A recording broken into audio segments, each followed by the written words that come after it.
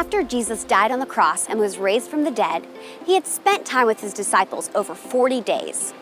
Now, Jesus gave his disciples important instructions. He told them not to leave the city of Jerusalem. Jesus said the disciples should wait there until God kept his promise to give them the Holy Spirit. Jesus reminded the disciples of John the Baptist. John had baptized people with water when they turned away from their sin and turned to God. Jesus said that in a few days, the disciples would be baptized too, not with water, but with the Holy Spirit. Lord, are you giving the kingdom back to Israel now? The disciples asked. God was with his people, the Jews, but they looked weak. The Romans ruled over them. The Jewish people wanted to have power over other nations.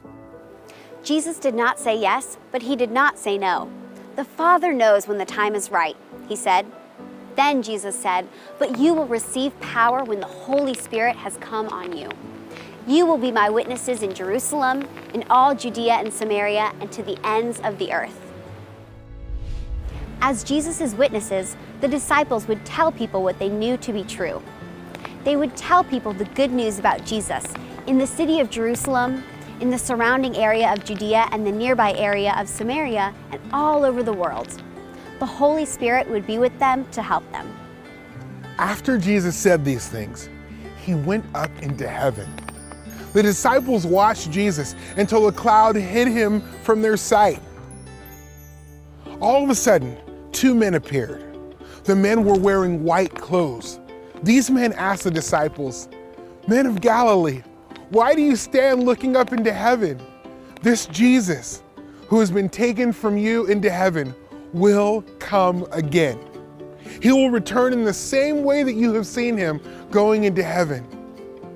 Then they returned to Jerusalem, as Jesus had instructed them to pray and wait. Jesus left earth and returned to heaven, but he did not leave us alone. Jesus sent the Holy Spirit to be with us and help us do God's work. One day, Jesus will return to make all things new and to rule as Lord over all.